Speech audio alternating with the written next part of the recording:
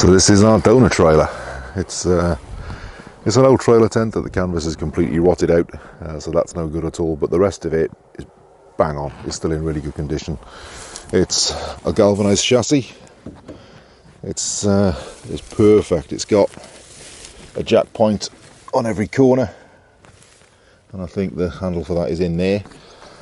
It's a really good trailer. It's roughly the right sort of size as well, so that's very cool. Yeah, really pleased with that, and we got it at an extremely good price. So it was only 5 miles up the road as well, didn't have to travel far for it. Yeah, it's perfect in every way. So now I'm going to start disassembling this, because there'll be other parts in it that I'll want to reuse as well. Even think down to things like the lights, you know, we'll keep them. I might well want to build a trailer at some point, or something that I want brake lights and so on.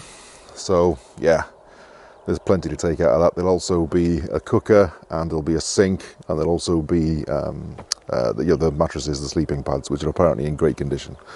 So that is parked up next to the van, so I can just put the stuff I want straight into it. And away behind me is the materials pile that we have outside, that every farm, every croft, every small holding has one. So yeah, I haven't got to take the bits that are coming off that can stay outside. I haven't got to take them too far. So it all works. Right, let's start this. So that's the first phase of it taken apart. I've got the rails with the bed platforms that slide out. The bed platforms have broken down into, it's basically an aluminium frame with a bit of plywood in it, so that's pretty strong, and I could take that down into sections quite easily just by taking out the rivets that are holding it together. So that's a lot of aluminium.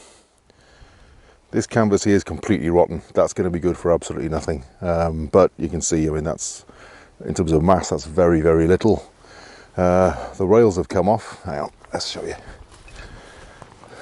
So these are effectively draw runners on steroids. They're the bits that the bedroom runners went out on in that direction, and yeah, they're good and strong.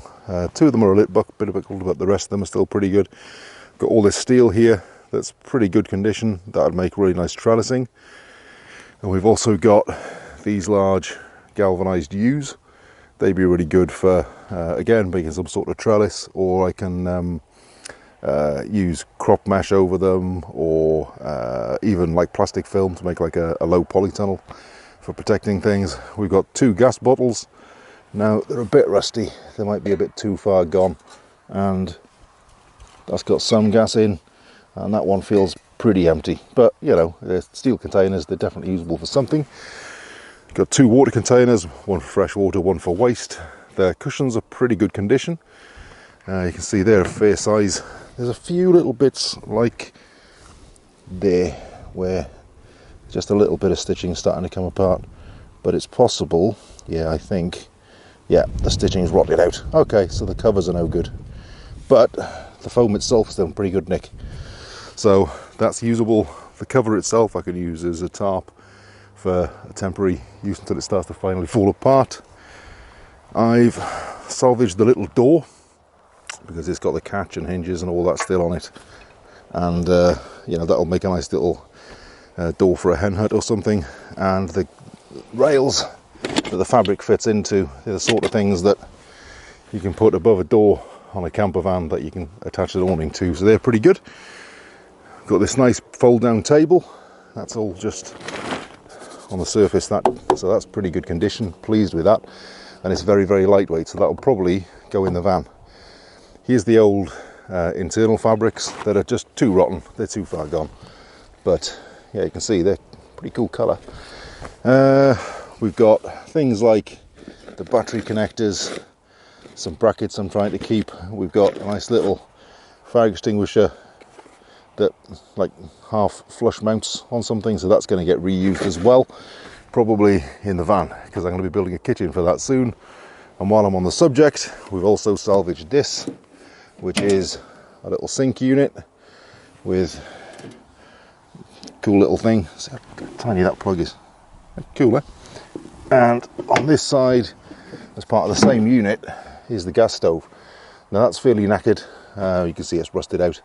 The whole thing's got pretty wet, but because this is a single piece of stainless, I don't want to have to just cut it off. It'll look a bit rough. I mean, I could, but it'll look rough. So I'm going to retrofit that for an alcohol stove, and I've basically then got a proper kitchen unit that I can take in and out of the van. Let's see, what else? Oh yeah, I found this in one of the cupboards, which is just a shower or a toilet tent, and I've wanted one of these. You know, when you're at festivals, I don't want to use those toilets.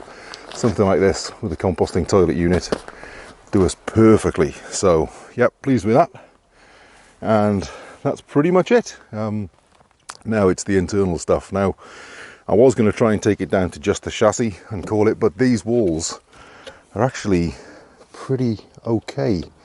See the cladding started to come off a little, but we'll see how much I can hold this intact as I take it apart, because it's yeah, if I can, I'd like to reuse the lower walls because it seems pretty sturdy, but it depends on what sort of condition they're going to be in after I take these units out. That will determine a lot of what we can use and what isn't usable. Really, I need all of the internal space in it, so yeah, we'll see how that goes. But this is going to be screwdriver and a little bit of crowbar work, I suspect, to take these units out. But yeah, that's the next stage. I'm about to start that next. That's the trailer pretty well stripped down. I couldn't make use of the lower walls. You can see just around the bottom here just how rotten it had got, and that's pretty much what the lower walls were resting on, because that projects out a bit beyond the chassis of the trailer. But yeah, I mean, you can see it's a pretty decent trailer under all of that. You know, the main members are all pretty much intact.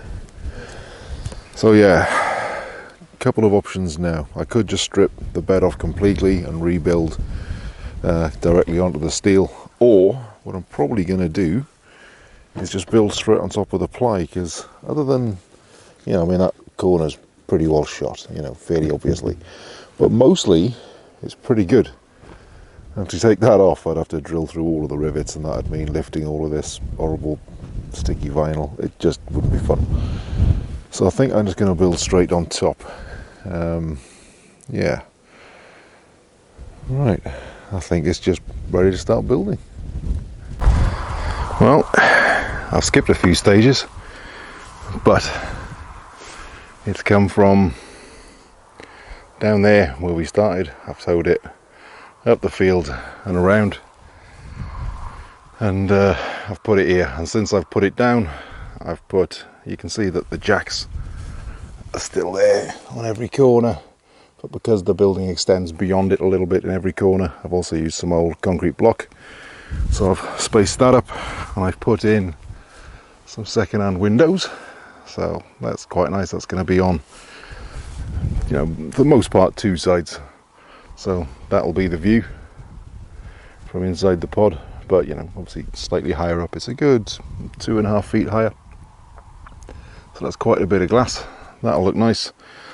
So I'm just in the process now of starting to frame in the roof ready for the tin, which I should be getting tomorrow. And then beyond that, it's just paneling in everything that isn't window and door. I also need to take the door out because that lock doesn't work. So I need to, well, I'm going to try and take the pins out by tapping them out with a hammer and a punch, and see if I can get the door off that way and just swap out the lock. But if I can't get them out, I'm just going to take an angle grinder, grind the edges off the hinges and just take the door off that way, which, you know, arguably might even be the simplest solution, but we'll see. But it's coming together. It's still coming in pretty low on the budget. I think we're in just I think we're about £300 so far for the whole thing, but of course that's going to go up significantly once we start putting in paneling and roofing materials, because yeah, cladding is virtually impossible to get hold of second hand, so we're just having to use new. But it's getting there.